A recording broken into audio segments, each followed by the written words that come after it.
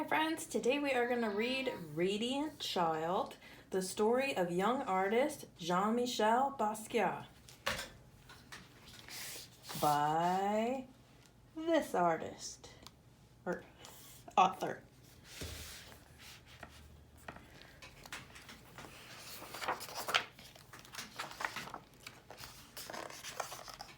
Somewhere in Brooklyn, between hearts that thump, double Dutch and hopscotch, and salty mouths that slurp sweet ice, a little boy dreams of being a famous artist. In his house, you can tell a serious artist dwells as he sits at a table with pencils scattered everywhere.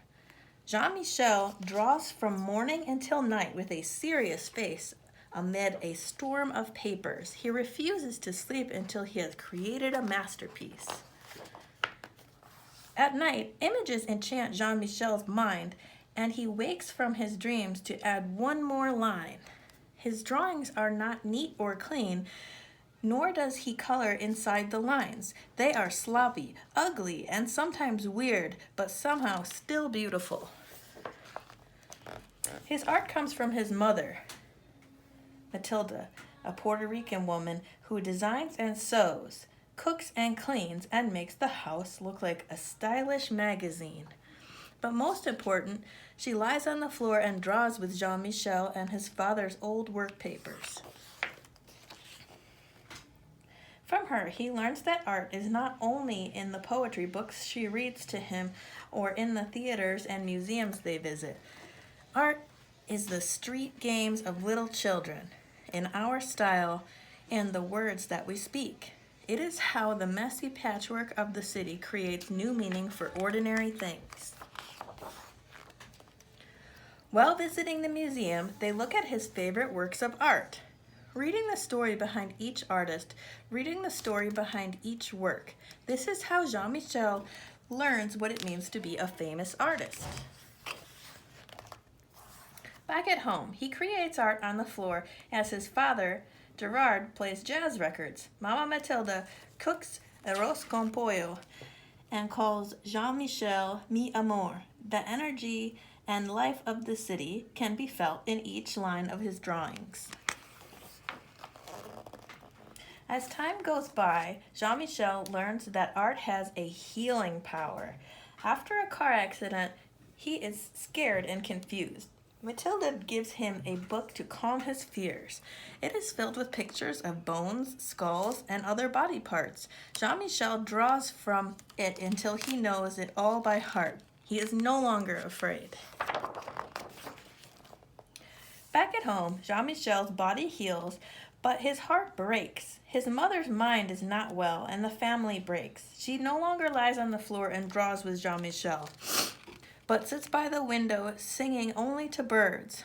Jean-Michel is confused and filled with a terrible blues, and when Matilda can no longer live at home, he tries drawing the terrible out of his blues, but things are not the same. As Jean-Michel grows older, he visits his mother when he can, always bringing his artwork to show, telling her that one day it will be in a museum, when I am a famous artist.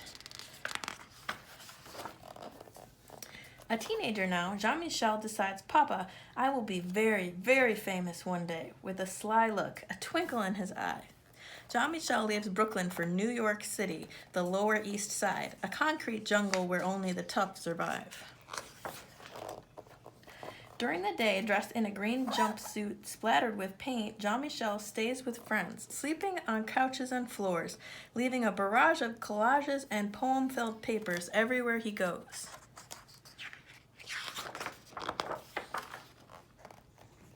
At night, Jean-Michel spray paints the walls downtown with poems and drawings that catch the eye of artists, gallery goers, and passers-by. Under his art, he signs the name Samo instead of Jean-Michel. Everyone wants to know, who is Samo? Samo moves from street corners to art gallery walls with powerful, colorful composition and line. Collaging and painting on anything he can find, his art is still not neat or clean, and definitely not inside the lines, but somehow it is still beautiful. With his magical charm, Jean-Michel draws a crowd, but when it's time to work, he prefers to be alone with the radio and TV on full blast. Now in expensive suits splattered with paint, he flips through stacks of magazines and open books and paints into the night and sometimes for days at a time, while sounds and images jump into his head. Jean-Michel, an artist among artists, never doubts one line, creating from a soundtrack that is all his own. People describe him as radiant, wild, a genius child, but in his heart he is king, so he draws crowns for himself and others he admires.